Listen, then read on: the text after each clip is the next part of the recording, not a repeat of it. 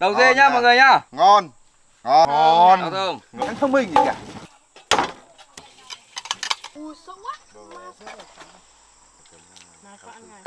Nhá.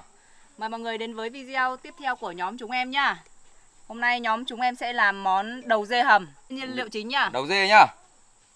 Đầu dê nhá, to nhá. Đầu dê nhá mọi người nhá. Đầu dê to, ngon, ngọt, tươi ngon đúng không? Đây là các gia vị kèm theo. nguyên liệu kèm theo để ăn. Xả nhá. Đấy. Gừng nhá. Ngon. Rau thơm. Ngon. Cùng em triển nhá. Làm nhá. Làm thôi. Để đi.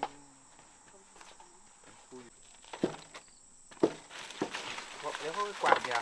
Quạt kìa. Thì kiểu đấy có cái quạt không? Bọc tàu. Mát rồi. Cả đi.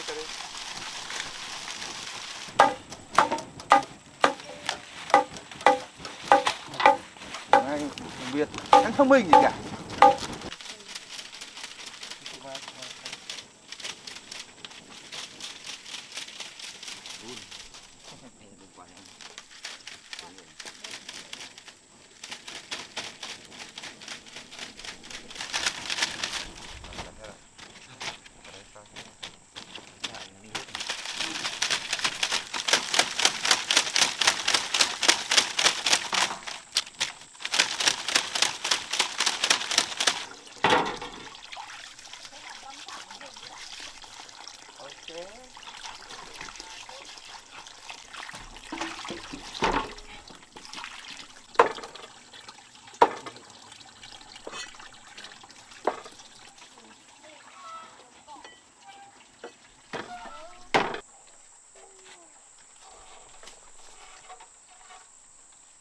Ai xả đây.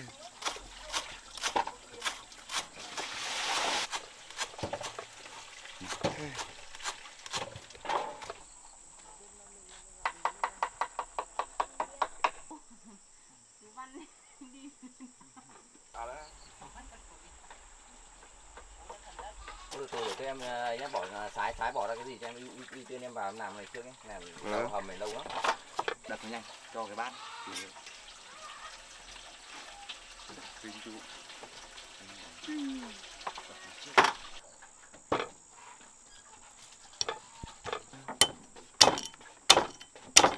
Chú bổ dọc cái kia chưa?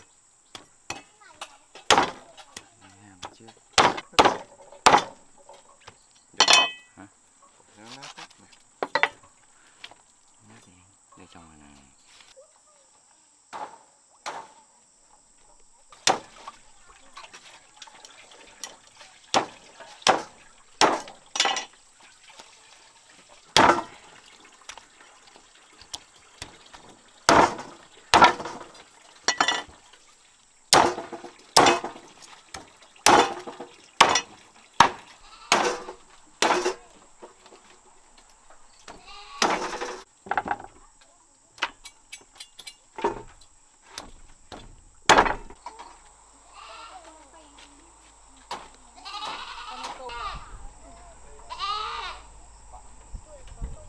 Đấy một mình nó một đàn hay sao ấy bạn ạ?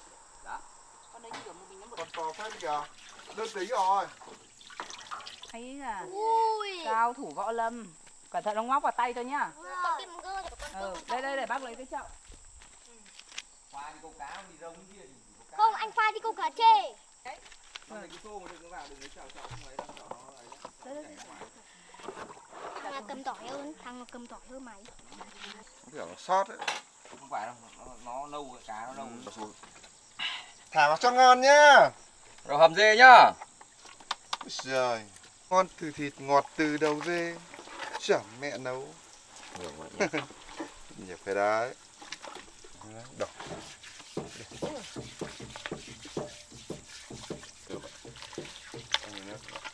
Không nhiều đâu. Này. Đúng là chuẩn.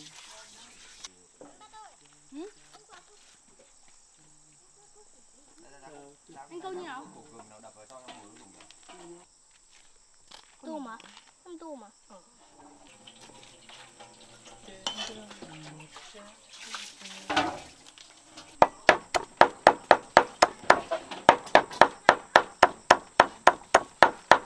đi nhá. Xả này. Gương này. Kênh gì?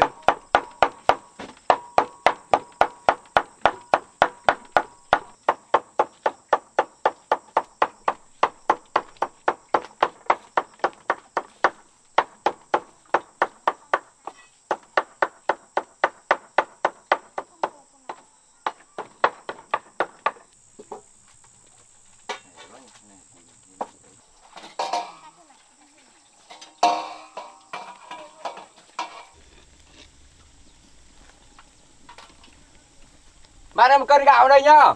Bát tô to vào.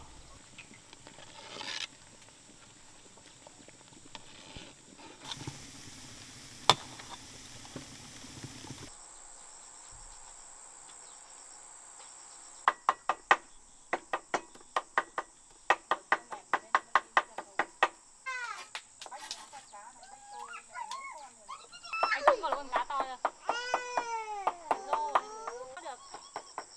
Đâu nó quanh thùng tơi mà ăn.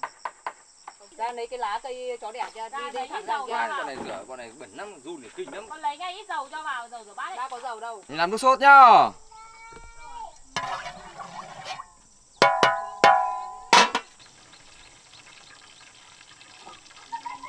Anh tỏi gừng nhá.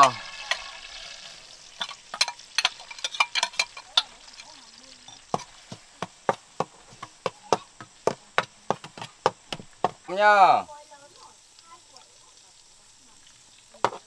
Chính nhá.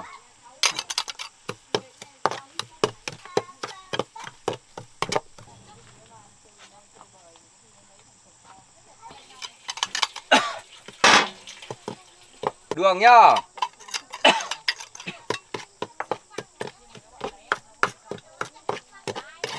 Nhanh. Chào bác. Bác Đặng, bác Hà này nhiều tiền, mẹ rút tiền hẳn ở trong cái... Ngon và ngọt đây. Wow. Một đôi thằng hàng Tí nữa hết.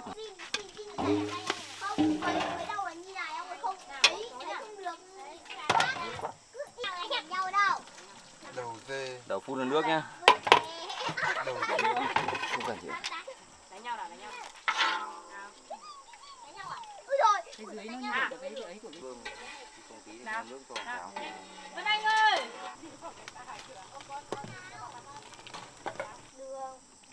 Nước sốt ngon Để tuyệt sốt vời. nhá.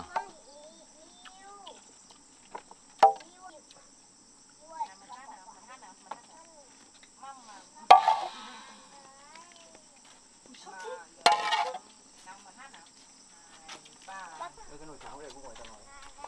Ui, sốc quá. Đồ xào táo. Cháo đâu? Nó cái gì bình thường. Này, Này, cái gì đấy này. gấu ấy để quả xuống đi. Đi đâu? Đi đâu? Không đi được đâu. Đến đâu? Bé làm sao được? Nhưng mà quả có thể to cô bó, kiểu là nặng thì quả bò. Nạc Xuống đến nhà, xuống đến cho quả có ớt này. Nạc cho đi quả ớt này. Nhà Nhà Mời nhá. cả nhà nhá. Mời nhà chén nhá. Thế mời cả nhà nhá. Mời cả nhà nhá. Mình chưa tặng cái đầu. Mời mọi người nhá. Ngon quá. Một phần nữa, một phần nữa. Mời cả kia nhà nhá. nhá. Con Ai ăn cũng gì vậy. đâu, con bảo con mời cả nhà nhé. Con mời cả nhà nhá. Chấm luôn đây đúng không? Sốt luôn đây. Chấm sốt luôn mâm ngon á.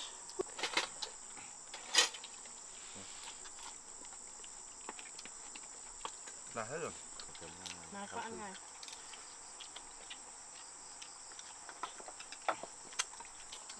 Cảm chất quá ngon anh em ạ. Quá ngon. Ngon lắm. Nó qua. Không ngửi à? Thịt này. Thịt ngon nhỉ? Thế là được. Bố mày rất đông lại ít thịt.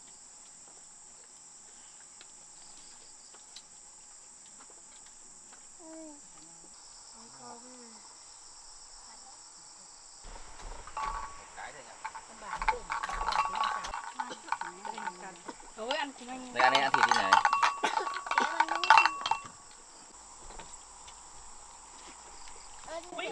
đây thịt đây con này ăn cái thịt đi không đến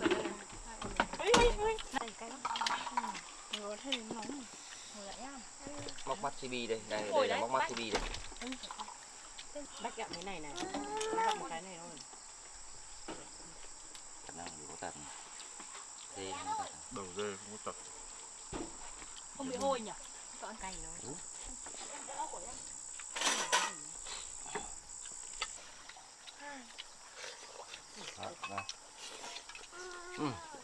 Quá ngon luôn. Xương ngon quá một mà chó có xương nó nhằn ra được cái chắc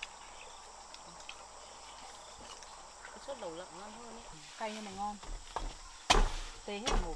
Này, đảm cầm cái miếng đấy ăn. Cái này gặm được này nhiều thịt.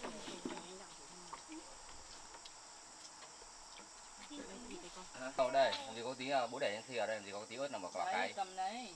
Lấy cái thìa thuốc vào. Này, chào bác biên nhỉ? Cầm vào bát đi. Quay ra xin chào đã. Quay ra. Đi chào mọi người nhá. Đi chào tiếp sau nhá. Mọi người có video tiếp theo nha. Bye bye nào. Bye bye. Bye bye. Bye bye.